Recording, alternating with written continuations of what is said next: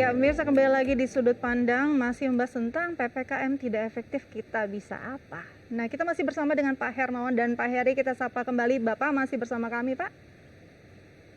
Ya, siap Mbak Dika. Iya, siap. Pak Hermawan, saya kembali ke Bapak. Pak, kalau dilihat ini lonjakan kasusnya luar biasa tinggi, tapi juga keterbatasan untuk akses kesehatannya juga sangat-sangat tinggi. Ini bagaimana ya Pak? Apakah memang kondisi ini adalah PR besar yang harus benar-benar segera ditanggulangi oleh pemerintah? Pandangan Bapak seperti apa? Ya, PPKM itu sebenarnya memang tidak diperuntukkan untuk memotong mata rantai COVID ya, tetapi PPKM itu lebih kepada melandaikan kasus atau menekan kasus secara sementara. Ini bertujuan agar terjadi relaksasi di fasilitas-fasilitas rujukan COVID seperti rumah sakit, puskesmas, klinik, dan lain-lain. Ini yang menjadi misi dari PPKM sebenarnya. Kalau memutus mata rantai COVID, sebenarnya yang efektif itu karantina wilayah atau lockdown regional, itu yang paling tepat. Nah, oleh karena PPKM ini bukan untuk memutus mata rantai COVID, maka sebenarnya polanya hanya bergeser saja. Kalau kita misalnya mengetatkan di satu wilayah, maka di wilayah yang dilonggarkan kasus itu akan bergeser. Jadi pendekatan PPKM ini sifatnya spasial, jadi masih terkesan parsial. Oleh karena itu sebenarnya kalau kita kembali kepada upaya pencegahan dan pengendalian COVID, yang bisa dilakukan pemerintah kalau memilih PPKM, konsekuensinya harus meningkatkan 3 atau 4 kali lipat yang namanya 3T. Testing, tracing, dan treatment. Tetapi sekarang kita balik, bukan lagi diawali testing, tapi juga diawali dengan treatment. Treatment, tracing, dan testing. Karena treatment yang berupa perawatan, pengobatan di rumah sakit kan sekarang terjadi sumbatan, bottleneck karena over capacity. Oleh karena itu pemerintah memang harus berpacu dengan menyediakan fasilitas-fasilitas isolasi mandiri, ruang-ruang perawatan isolasi, hingga ruang intensif seperti high care unit dan juga intensive care unit. Ini yang bisa dilakukan oleh pemerintah. Tetapi kalau kita cermati model kita sekarang, kita masih sifatnya pasif dalam testing atau diagnostik kita. Jadi yang namanya testing sekarang ini kan masih mengandalkan orang datang ke rumah sakit, memeriksakan diri, baru dites, baru terdiagnosis apakah dia positif atau negatif dari hasil PCR.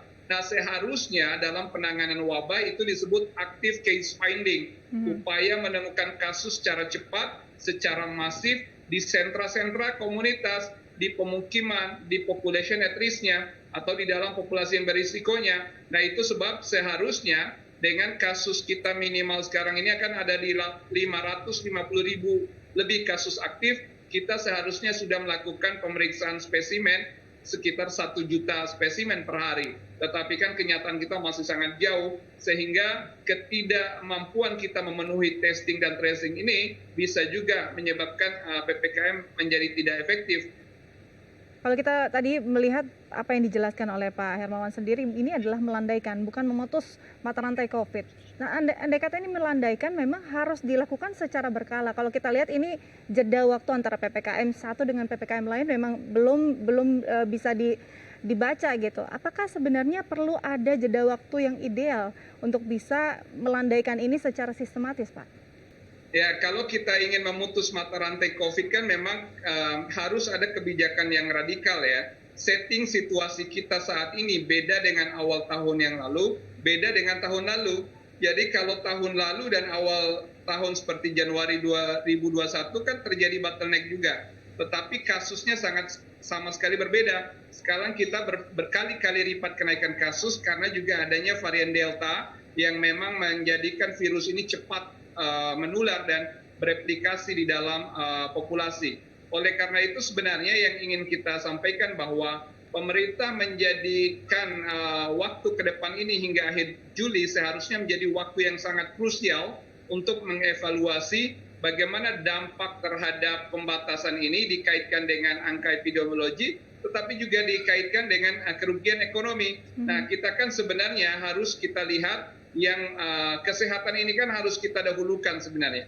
Kita inginnya kan memutus mata rantai COVID sehingga kita bisa fokus terhadap pemulihan ekonomi. Tetapi kalau kebijakan kita separoh-separoh, rem dan gas, itu hanya akan membuat situasi terkatung-katung dan kita juga tidak menyelesaikan masalah kesehatan, juga kita tidak mengembalikan kemampuan ekonomi masyarakat kita. Nah, ini yang kita sayangkan. Baik, ini balik lagi pada kemampuan ekonomi. Saya ke Pak Heri. Pak Heri, kalau kita lihat ini kemampuan ekonomi, pastinya juga penghasilan banyak yang terhambat. Tapi kalau kita lihat harga obat, vitamin melonjak tinggi, dan kita juga ada satu ketentuan baru harus menggunakan masker berlapis dua lapis. Ini kan juga ada pengeluaran-pengeluaran yang akhirnya tidak terkendali juga. Apakah bantuan tunai yang diberikan pemerintah ini sudah solutif? Ya, bantuan tunai itu kan hanya bersifat sementara dan dia bukan menjadi satu-satu yang bisa diandalkan ya untuk mempertahankan daya beli masyarakat. Dia hanya sebagai alat sementara yang sifatnya membantu ya, bukan sepenuhnya memberikan penghasilan untuk masyarakat seperti itu. Jadi memang yang perlu diupayakan adalah bagaimana krisis kesehatannya ini ditangani dulu. Seperti itu. Jadi kalau tadi saya sependapat dengan Pak Hermawan bahwa memang pemerintah ini terlihat separoh-separoh dalam menangani pandemi COVID-19 seperti itu, sehingga permasalahannya ujung-ujungnya lagi-lagi berputar dan berputar lagi. Kita nanti mungkin belum tahu ya ke depan, mudah-mudahan tidak ada lagi. Apakah nanti setelah melandai akan meningkat lagi? Nah, inilah yang harus juga kita pelajari dari hal-hal yang sebelumnya. Kita belum pernah melihat pemerintah melakukan kebijakan seperti apa yang dilakukan oleh negara lain seperti itu dalam upaya memutus mata rantai penyebaran COVID. Kalau kita lihat memang betul sekarang PPKM darurat ini melonggarkan aktivitas masyarakat, tapi seolah-olah seperti bergeser ya. Katakanlah kerumunan yang tadinya terjadi di perkantoran, kemudian di mall, di pusat perbelanjaan. Nah, ini sepertinya bergeser ke arah pemukiman seperti itu. Kalau kita lihat minimarket, warung kelontong atau jalan-jalan di pemukiman ini tetap saja sepertinya normal seperti itu. Artinya kerumunan itu sebenarnya hanya berpindah dari tempat yang tadinya di perkantoran, di pusat perbelanjaan, kemudian berpindah ke area-area pemukiman. Artinya apa? Artinya di sini kan belum ada yang namanya pemerintah mengupayakan berusaha untuk memutus sehingga menyelesaikan pandemi ini secara cepat. Baru tadi seperti yang Pak Hermawan sampaikan, berusaha untuk melandaikan ya kasus penyebaran. Nah, kalau melandaikan artinya kan potensi untuk ledakan lagi nih bisa jadi terulang kembali seperti itu, sehingga sektor-sektor bisnis ya, kemudian juga sektor-sektor usaha yang mampu menyerap banyak tenaga kerja, ini mereka seakan-akan tidak mendapat kepastian kapan pandemi ini akan berakhir sepenuhnya. Baik, apakah PPKM harus jadi langkah penanganan berikutnya dengan strategi yang lebih baik atau justru karantina wilayah jadi pilihan? Tapi kita harus bahas setelah jeda ya Pak ya. Jangan kemana-mana pemirsa, tetap bersama kami di Sudut Pandang.